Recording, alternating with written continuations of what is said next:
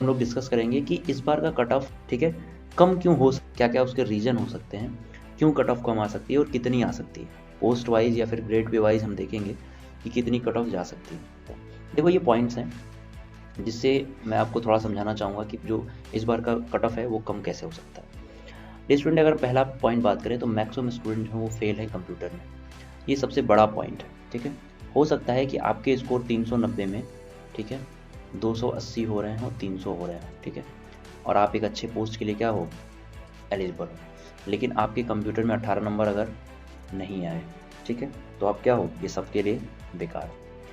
तो पोस्ट की बहुत सारी है, 37,000 प्लस वैकेंसी है यहाँ पे आपकी, लेकिन ये 18 नंबर लाना बहुत ज़्यादा ज़रूरी है। जैसा कि आप लोगों को पता था कि इस बार का कंप्यूटर का पेपर ऐसा था कि बहुत सारे बच्चों का अच्छा नहीं हुआ और बहुत सारे लोग फेल भी, बताया उन्होंने कि हम फेल हैं इसमें। ठीक है, तो ये कंप्यूटर सबसे बड़ा टर्निंग पॉइंट हो सकता है, मेरिट है उसको चेंज करने में, आपका जो कट ऑफ है उसको चेंज करने में। इसके साथ साथ आप डेस्ट भी जा सकते हो, क्योंकि भाई डेस्ट में भी इसमें एरर करने के चांसेस जो है वो बहुत कम दिए गए थे। अगर मैं बात करूँ डेस्ट पोस्ट की, तो आपकी अगर एरर 5% से ज़्यादा हो जाएगी तो फिर आप कट ऑफ से बाहर हो जाते हो।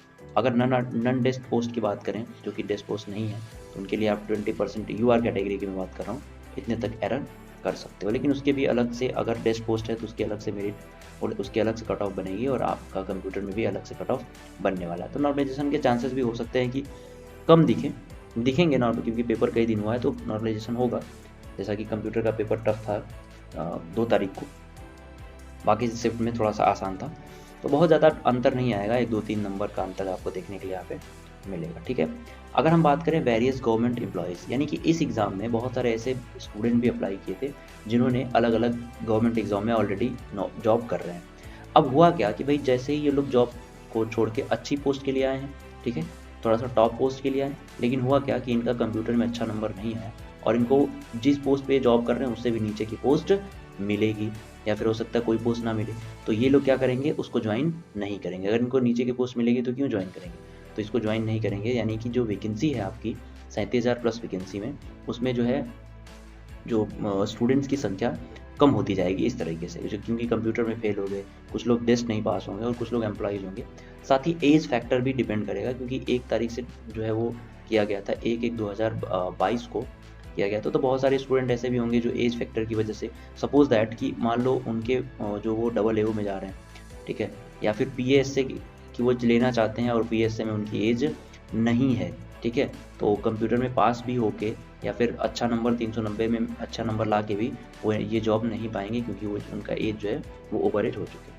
तो ये पॉइंट है जिनकी वजह से जो आपका जो कट ऑफ है वो कम हो सकता है। अगर हम बात करें टीयर 1 में कितने लोग क्वालिफाई थे, 3.5 लाख, और लगभग 3 लाख जो है वो बच्चे अटेंड, उन्होंने टीयर 2 को अटेंड किया, क्योंकि अटेंडेंस अगर आरटीआई का रिप्लाई की बात करें तो उसके थ्रू पता चला 89% अटेंडेंस रहा था। वैकेंसी कितनी भाई, 37,400, 409, ठीक है। अगर हम हार्डेस्ट शिफ्ट की बात करें तो 3 मार्च का शिफ्ट जो है वो पहले नंबर पे था हार्ड के मामले में। बाकी ये तीनों जो शिफ्ट थे वो मिलते जुलते थे और बहुत आसान था। 2 मार्च का बहुत आसान, मतलब यहाँ पे कंप्यूटर जो है वो कंप्यूटर 2 मार्च का बहुत ज़्यादा टफ था, ठीक है। तो अगर हम बात करें नॉर्मलाइजेशन की, तो इन चारों में नॉर्मलाइजेशन के चांसेस जो है +5 आप मान सकते हो, +5 +2 इतने ही मान सकते हो। माइनस का नहीं हो सकता यहाँ पे, क्योंकि जो पेपर आया था वो एक अच्छा लेवल का आया था, तो ये माइनस वाला कंडीशन यहाँ पे नहीं हो सकता, ये प्लस हो सकता है। कभी कभार माइनस हो भी जाए, अगर आपने ज़्यादा गलतियाँ की हैं तो माइनस होने के चांसेस भी है, ठीक है भाई। नॉर्मलाइजेशन की बात हमने कर ली। अगर हम वैकेंसी की बात करें तो 2020 का यहाँ पे आप देख रहे हो वैकेंसी दिया हुआ है, 2021 में दिया हुआ है, लेकिन यहाँ ग्रेड पे 46 के लिए 4889, ठीक है, 4889 वैकेंसी जो है वो यहाँ पे 2022 में 4600 ग्रेड पे के लिए है, और 4200 ग्रेड पे के लिए 1872 है। साथ ही 2800 ग्रेड पे के लिए 4137 और 26,405 वैकेंसी 2400 ग्रेड पे के लिए, यानी कि ओवरऑल अगर हम काउंट करें तो 37,409 वैकेंसी होनी चाहिए थी, ये ज़्यादा लिखा है यहाँ पे। इतनी वैकेंसी आपकी जो है वो है, ठीक है। इसको एएसओ को भी इसमें जोड़ दिया गया, इस वजह से ये ज़्यादा बढ़ गया, और बाकी इन सब जगहों में क्या है भाई, कम है। फिर भी यहाँ पे 75% जो आपकी कट ऑफ है वो जाने वाली है, क्योंकि यहाँ पे भी आपकी 75%, 76% गई थी, यहाँ पे 76-77% गई थी, तो यहाँ पे आप मान के चलिए कि 74-75% आपके जो कट ऑफ है वो जाने वाली है।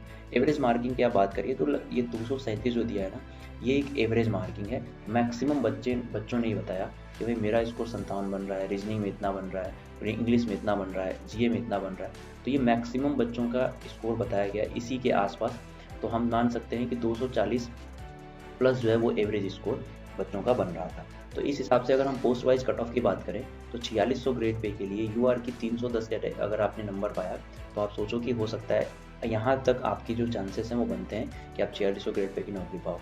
4600 ग्रेड पे के लिए यूआर कैटेगरी में 306 और अदर पोस्ट के लिए कम से कम 270 प्लस होना चाहिए। ये माइनस भी आप मान लो, प्लस माइनस हो सकता है, +-5 कर लो, ये इतना भी हो सकता है। साथ ही अगर ओबीसी के लिए बात करें 305, ईडब्ल्यूएस 300, 280 और 271, ये 4600 ग्रेड पे वाली वैकेंसी की हम एक्सपेक्टेड कट ऑफ की बात करें। 4200 की बात करें तो 303, 298, 272, 260 और साथ ही ये आपके प्लस माइनस हो सकते हैं, +-5 जो है हमेशा आप इसमें ऐड कर लो। तो ये एक्सेप्टेड कट ऑफ हो सकती है। कट ऑफ कम जाएगी ये मैंने आपको बता दिया, इसका रीजन क्या है, ठीक है भाई। और अपनी तैयारी करते रहे, 2023 सीजीएल वाले मन से लगे रहें और बिना रुके अपनी मेहनत करते रहें। Thank you so much, bye.